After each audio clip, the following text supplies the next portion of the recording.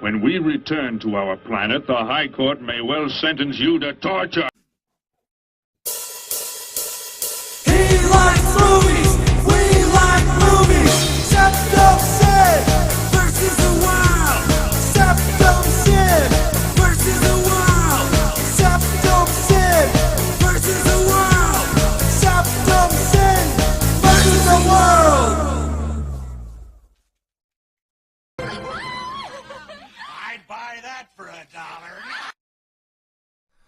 Hi. Greetings! You're watching Septum Sin vs. the World. I'm Septum Sin, this is Kotobuki Jake, and we're here to show you what we got. Show me what you got. I want to see what you got. Oh boy. And it is cool. Well, this time we have a number of things. As you can tell, I'm still recovering from things. It actually turned into worse things over the week, and but I think I'm actually officially on the mend today. So starting Monday, we'll actually be able to bring you that top 10 list that I planned on bringing. But I do have enough voice left to do the pickup video for the week that we wanted to show you. Right. And apparently we have another fun one lined up for Monday. So you're going to get like backed up pickup videos, but it's a good time for that. So we're going to lead off real quick. If you've been watching this channel, and of course you have, you can probably guess at a couple of the things that, well, actually, if you saw the image when you clicked on this video, you can guess. Yes. We'll go ahead and kick off with that. When we were talking about our specialty videos that we've done, one that we did a while back was anime that really need an American release. This was a film that came out here for Oscar consideration, got a very, very, very, very limited run, and kind of fell off the map. Strangely enough, YouTube was airing it, but nobody picked it up. And then finally we heard from Shout Factory that they were helping get it back into theaters for a limited run, and then they were putting it out on home video. And we're talking, of course, of Koe no Katachi, or A Silent Voice, the movie. This is it's an adaptation of a short, I think, 9-volume manga that I've read that's pretty awesome. And I've been wanting to see this movie and wanting to see it. And when they did that re-release, I got to go see it. I still have yet to see the Japanese version. Strangely enough, I've only seen it in the dub. But it's a really good dub. It's really well done. They actually hired an actress who is deaf to play the deaf girl Shoko. And that's really cool, first of all, because you would not think of a voice actor. That's a... She expressed, and we got to see an interview as part of the viewing, and she expressed some amazement that opportunity had come her way, and that was really kind of cool. But does a great job. All the vocals are pretty solid, but this is, of course, directed by who is the director? Naoka Yamada, who is making a name for herself for brilliant films for KyoAni, the K-On! Movie, Tamako Love Story, which I still need to see. So I am thrilled to have this in the collection. I am thrilled for an opportunity to watch the Japanese version finally. And you showed it too, so you should throw in 2 cents. I really did like it. It touches on a lot of things and feelings, like being bullied, which I've had that experience in my life, and forgiveness, which is something that is very rare in today's society. It seems like those who should be most apt to forgive are at least likely to forgive in this day and age. So to me, I think that they're both very important things and topics to dwell on. I was very impressed by this movie, and it might make my top 10 in anime movies when we do get to that list later on. I've noticed it's currently in ANN's list of the top 10 movies, which is pretty cool. Yoshitoki Oema, that's the mangaka. I forgot. I don't know. It's right there on the cover, and I somehow forgot. But it is also an excellent manga. It gets a little longer. The movie strips down a lot of the characters to just the core essentials. Some of them get cut out outright. It's what you'd expect of an adaptation for a film. But they actually managed to strip it down without making it seem like they cut out anything important, which is always impressive.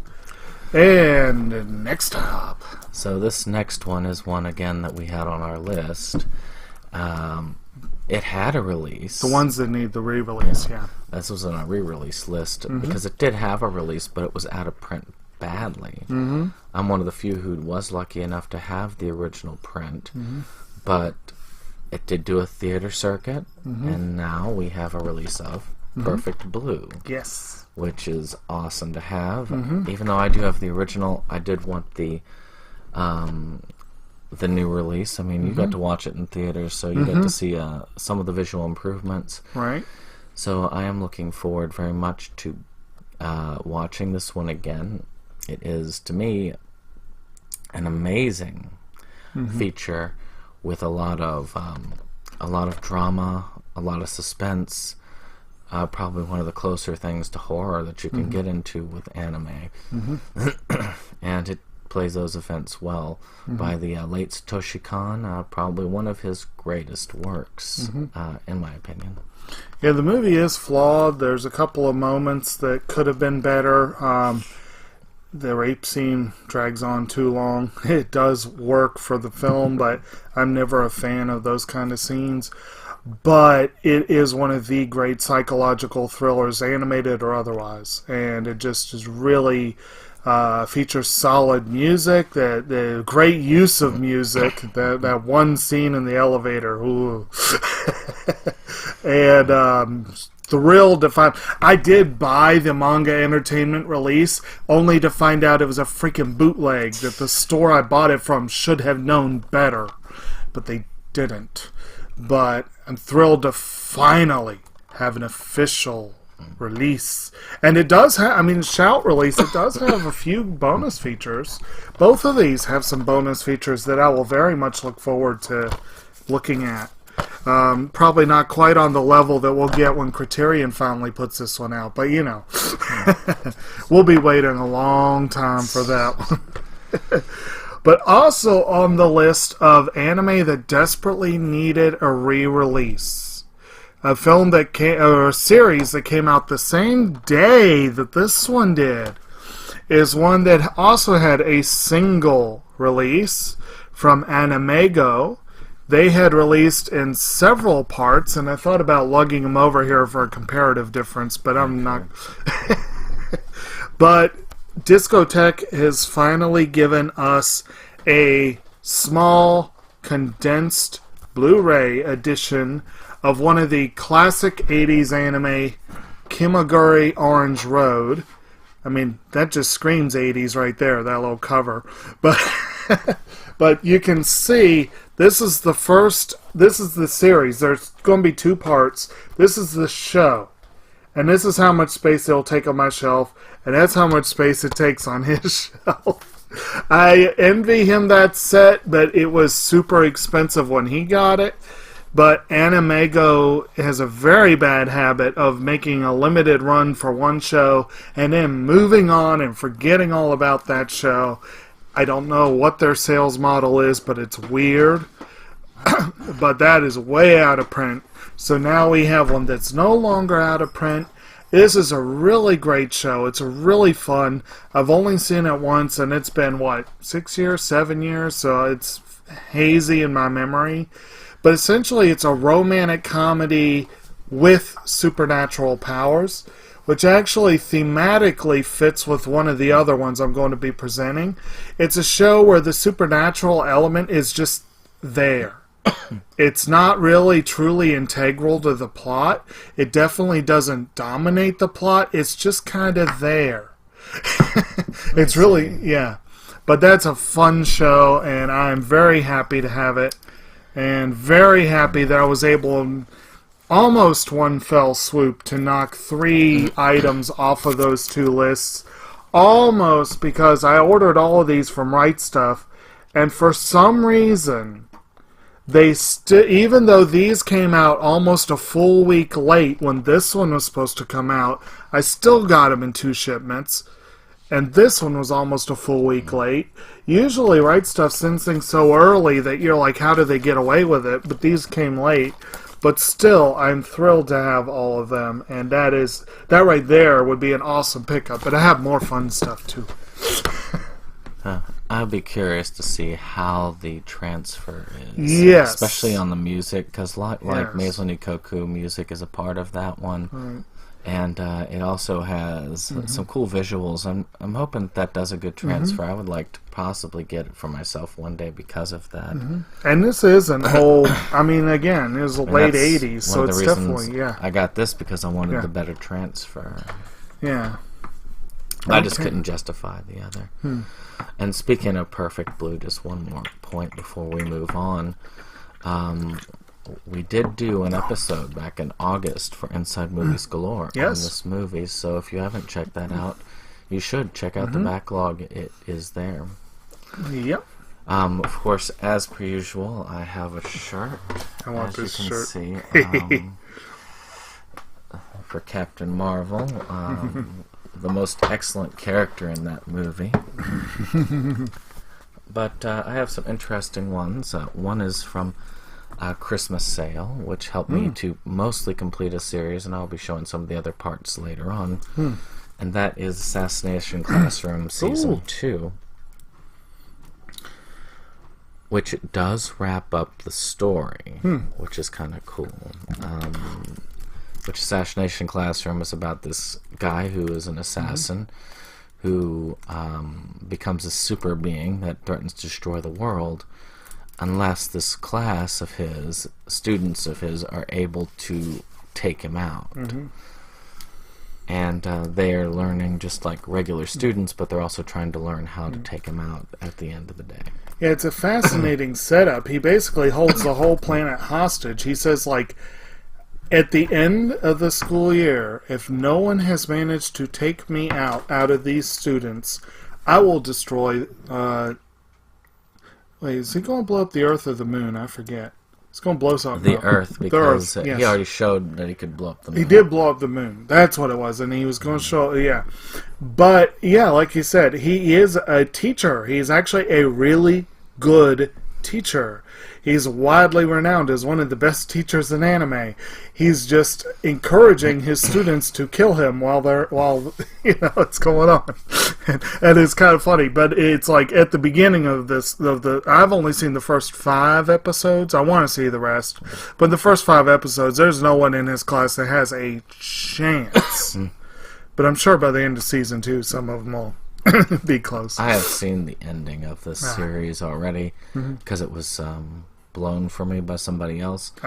But people say it's a tearjerker. I'll have to watch the whole series before I can get to that point. So next thing up is a couple weeks back, I did one of my rare-ish visits to the local historical theater, the Bird, to see movies. Well, it's rare-ish that I go, but very much so to see stuff that I've seen before. But sometimes I'm amused, and I must work with this amusement and go anyway, because they do basically 2 showings a night. So I think of it as a double bill. And I think of it as it's more worth my time, my tolls, my gas, to go for the double bill. It's cheap enough that I can easily justify doing this, so I like to do it. And a couple weeks back, they did a double bill of Spider-Man Into the Spider-Verse followed by Aquaman. I had already seen both of them, but I was like, an entire night of comic book movies? Hell yeah, I'm going. Especially because Into the Spider-Verse was awesome. And I loved the opportunity to see it again. But they had the order wrong, because Aquaman is much lesser film. So you start with this awesome film, and it's a huge step down. It really is. But it was a fun night. But for various reasons, I was in downtown early for this twofer. And unfortunately, I was trying to go do something, and this is one reason I don't like cities. Parking can be a royal nightmare. And I wasted almost an hour trying to find a damn parking spot. And then I was like, the hell with this. I'm going straight on. I'm going to go. It was too early for the movie, but I was like, I'm going over there. So I ended up going to I ended up going to the record store, the nearby record store, Plan 9, and seeing what I could find there. So a good portion of my pickup today is what I got there. And I did not spend a lot of money. And I got some good stuff. So, first thing we're going to lead off with, this was $1. And no complaints anytime I can get a Blu-ray for $1. This was $1. It is a very recent film that I had not even heard of, but now I want to see. And it stars Woody Harrelson, and it's called Wilson, where he apparently plays a misanthrope who, it supposedly is a serial comic movie. Woody Harrelson, Laura Dern, Judy Greer. It's written by and based on a graphic novel by Daniel Clowes, the author of Ghost World. So, for $1, I was like, hells yeah, I'm getting that. I have no idea if I'll like it. I might love it. I might be like... but I expect it to be extraordinarily cynical and bitter. But we'll see. I did love Ghost World, so I'm hoping this will. It might be good. Yeah. For the price you paid, anyway. So, my next one is another one I got during the holidays that was cheaper. Mm-hmm. I watched the first season of this, and a lot of people were talking about it over and over again. They're all hyped about it. And I admit, after watching the first season, I was like, this is enjoyable, but it just kind of stops. So, what I'm talking about, of course, is Attack on Titan. Oh. And this is season 2. Okay. So I get to not complete it because there's another season. But at least this gives me a little bit more to go on. Maybe it'll establish the story more. I'm not as enamored as everybody else is with the series, but it is a good series, well animated, great music. I was quite impressed by that part of the series. So, I am curious, and I will be glad to dig into this. You showed me, 2 episodes? I think so. That's about all I've seen. It looks good. I'm impressed by it. The animation's very distinctive, which is very cool. I mostly know it by, I've read, I think 3 volumes of the Junior High spinoff of the manga, which is interesting, to put it bluntly. Speaking of first seasons, one show that I have watched pretty much the first season, most of the first 3 seasons, but very, very, very little after that point. I had the opportunity to get the first season on Blu-ray for $5, and I passed it up because I found a deluxe edition for $8, and I was like, okay, I gotta do that. So, I finally have season 1 of The Walking Dead, but nice, fancy-looking edition.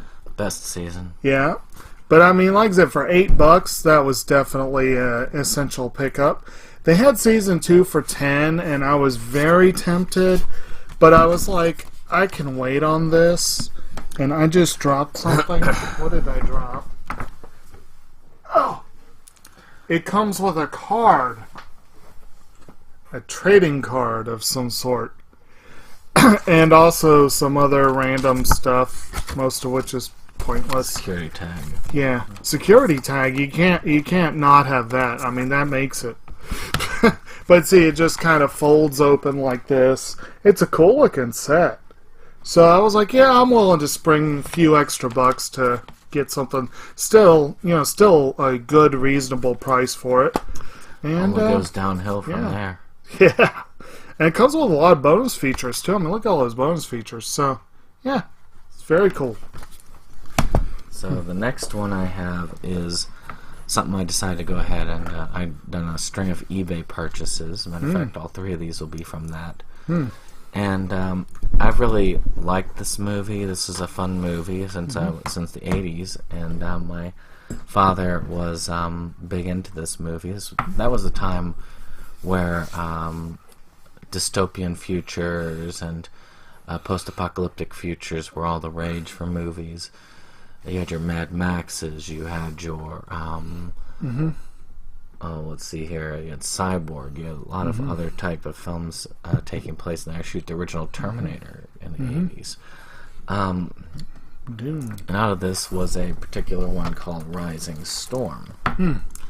Now, this one does not have an American release on DVD, but I have a region-free player. This is the PAL version.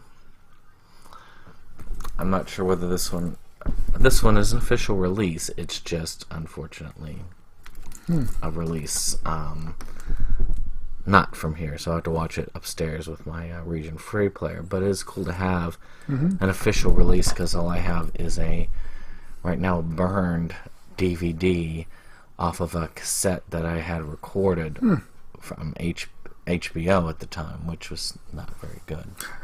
So this is kind of cool. It's about a future where it's kind of scary future, considering today, where the religious right took over the United States and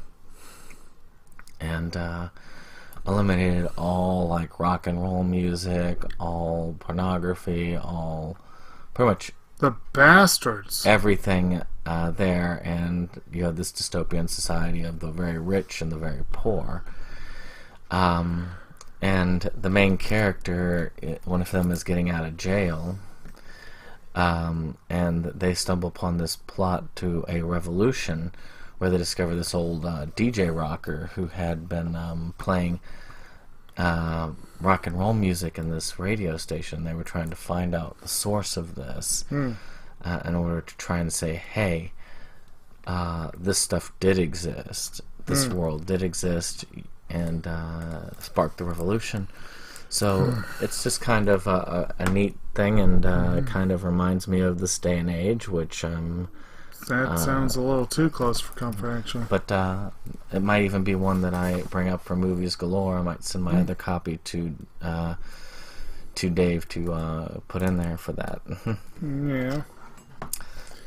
Okay. It may be tricky, though, if it's as hard to get as you're saying. Maybe tricky to do. The other version I have is just that recording off a VHS tape, so that would be doable. Alright, so a movie that I have seen once that I very much enjoyed. I thought it was a lot of fun, and I found it for $3, and I was like, oh, hell yeah, I'll get this for $3. Is a movie. Speaking of Inside Movies Galore, we 4 weeks. How long ago did we do Monster Squad? About 4 or 5 weeks ago, we did a movie written by the director of this film. This is a Shane Black film called The Nice Guys with Russell Crowe and Ryan Gosling, and it also features some other folks. Keith David, Kim Basinger, some others, and notably Angourie Rice, who plays Betty Brant in Spider-Man Homecoming and may pick up bigger roles in the MCU as time goes on. She plays the daughter of Gosling, and that is notable because she is freaking hilarious. She is the best character in the movie. But basically, Gosling plays a down-on-his-luck, washed-up, would-be enforcer who's really not... Or, no, he's the detective, that's right. Crowe is the enforcer. Gosling plays a so-called detective who sucks at his job. And he crosses the wrong people, and Russell Crowe is sent after him to set him straight, and I believe is the one who breaks his hand.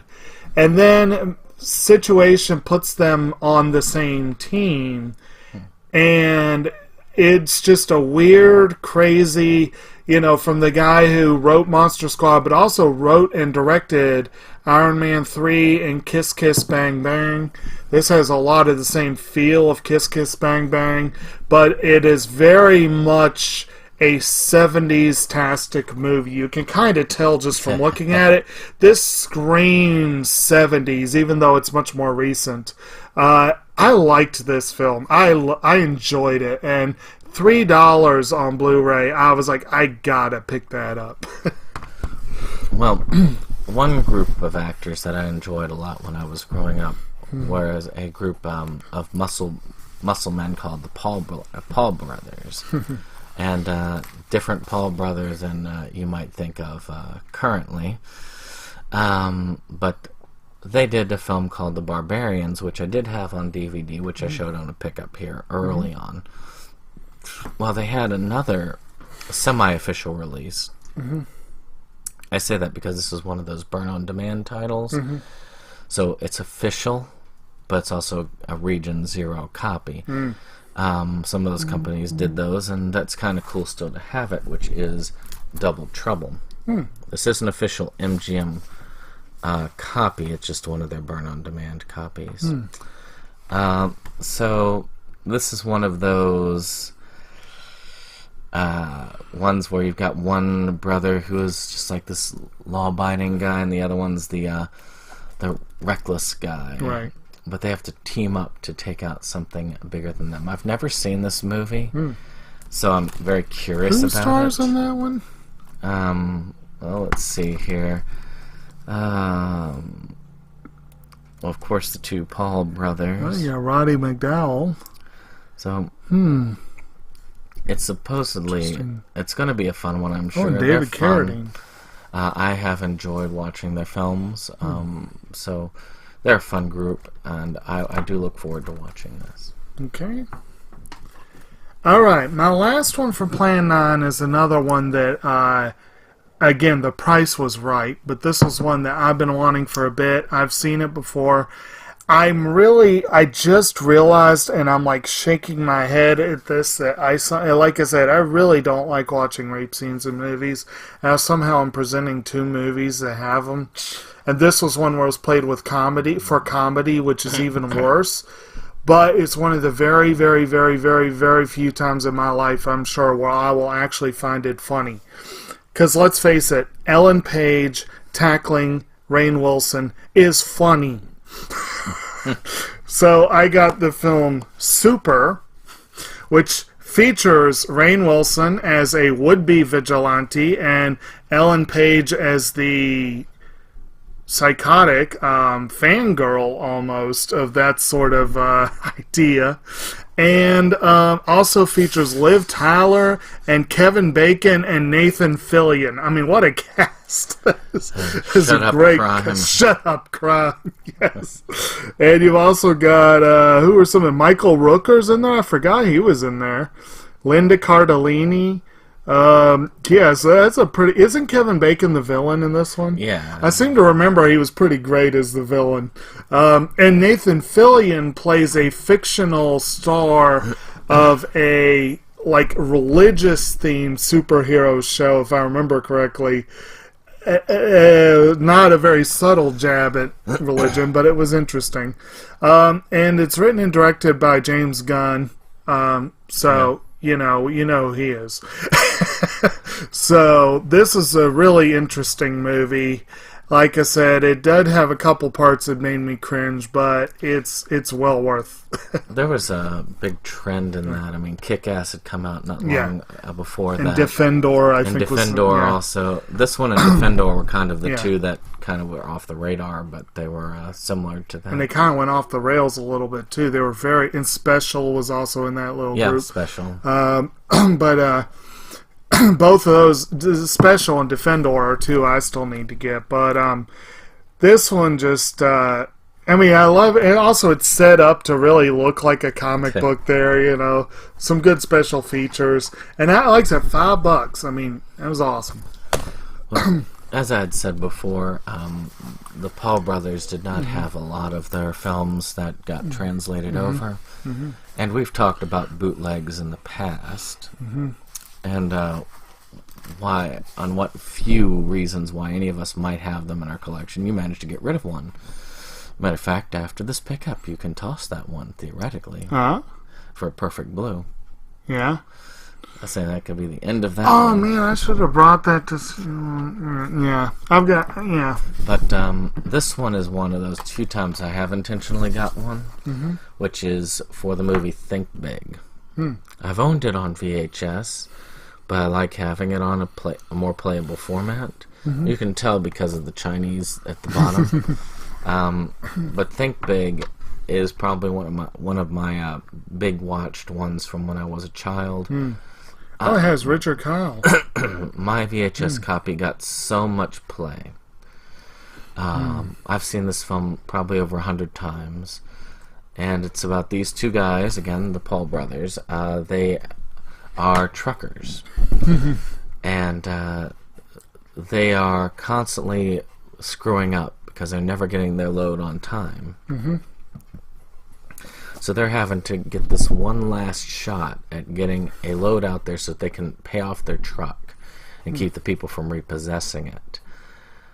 On the way, they run into this girl who's escaped this genius academy and has this remote that can control all manners of electronic devices. And she's being chased by the owner of the academy who wants to sell it to the military.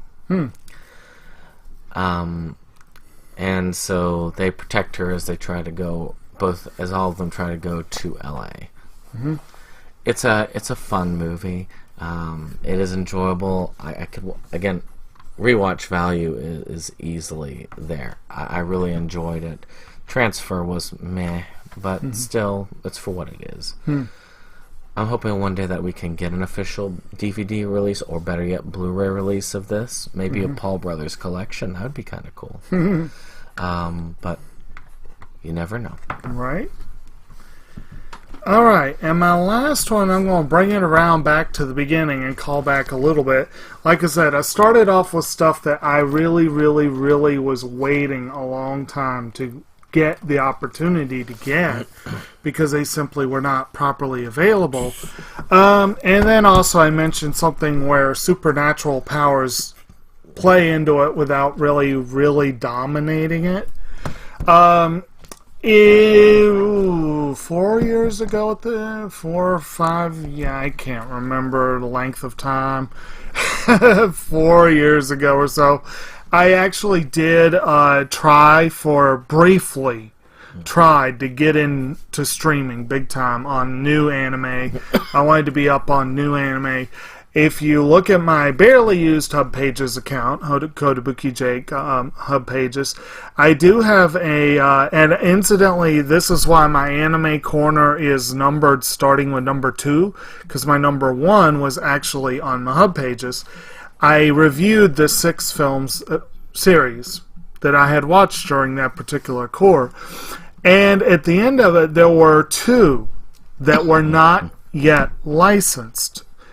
4 of them were licensed almost right away. One of them I'm still waiting for. Somebody please pick up I Can't Understand What My Husband Is Saying. That is a great series. You know, Funimation, I think, is the one that put out Miss Kobayashi's Dragon Maid, right? Yeah. It's the same mangaka. Go ahead and put out the other one to try to cross-promote or something. But the one that I predicted would probably go to Sentai, I ended up being correct. Sentai was late to the party, but they did license this one about a year later-ish. And I've been wanting it ever since, and I finally picked it up around Christmas time, because it finally came down in price to where I think I paid about $14 or so, which I was more than willing to go $14. And this is a really, really fun series. It's called When Supernatural Battles Became Commonplace. And the basic gist of it is you've got, you know, it's one of those ones where it's like a high school with a guy and a bunch of cute girls, and they're in a club. So there's a lot of tropes right off the bat that, you know, like, and some of the other tropes come into play that, you know, you'd rather not always want to see like the full-blown childhood friend, the full-blown waifu, the kid who's really too young to be in the club, that kind of thing. But the cool hook about this one, the weird thing about it, is the dude, it's a literature club, I think is what they're doing. The dude is a full-blown chunibyo. He is absolutely delusional chunibyo. His childhood friend was a chunibyo and is ashamed. So it's kind of like Love, Chunibyo, and Other Delusions flipped. But one day, they all do have powers. And of course, the chunibyo has the most lame power ever. It's called Black on Black. And it's like a black flame. There's no heat. He can't do anything with it. He could just produce a black flame. But all the girls have like super badass powers that are just really important. I can't remember all of them, but like this one here, the sort of the requisite older looking one, I believe she has the ability to return anything to a previous state, which is like a super impressive power. Yeah, but I don't remember all of them, but it's just this guy who's lived in this fantasy world suddenly is living in a real life fantasy. But again, it's not the focus. It's still kind of a slice of life. Everyone just kind of goes about their daily business, but with powers kind of thing. There is a subplot that becomes more important as the series goes on. There's like a war going on, and so it's not as quite as...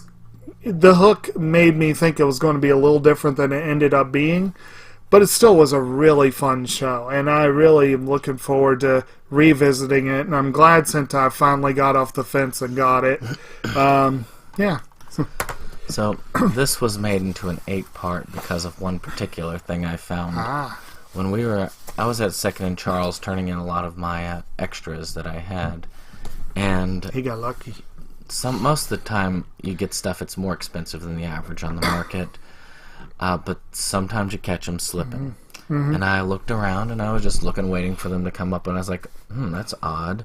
There's an NIS thing. They don't ever get NIS. What are the NIS ones? Yeah.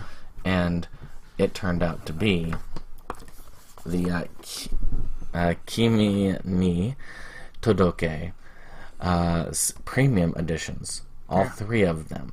That's awesome. And I have the discs out right now, but each one comes with an art book, of course, as per. And I have this in the standard. I had originally had this ordered for $150, and it never arrived at the house. I think somebody actually stole it. For all I know, this could be the copy that was originally mine. So it's Volume 2. And then Volume 3, unfortunately, has a little bit of water damage to it, which is a lot like my Volume 2 of, which you can see a little bit of that there, but it's not that bad.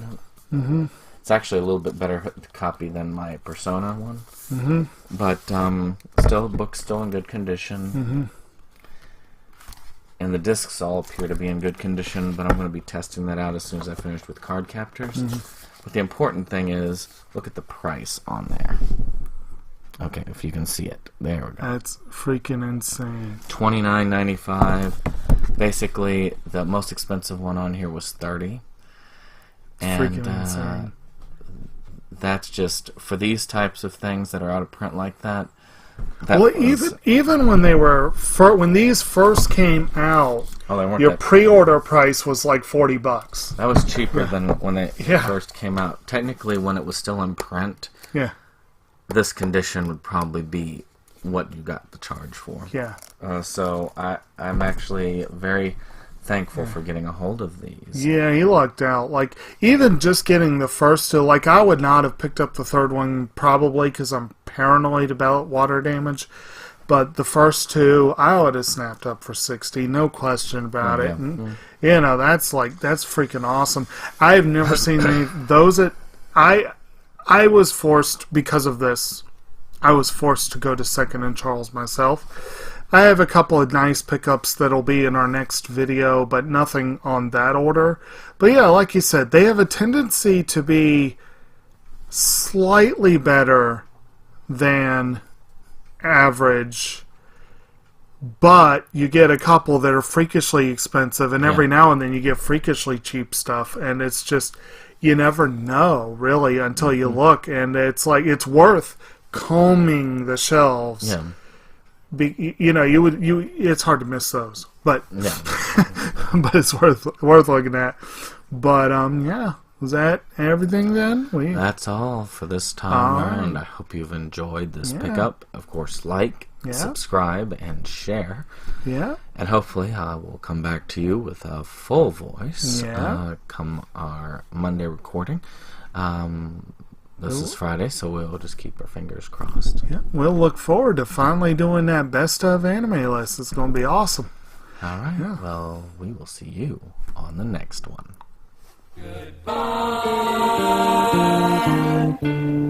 Goodbye.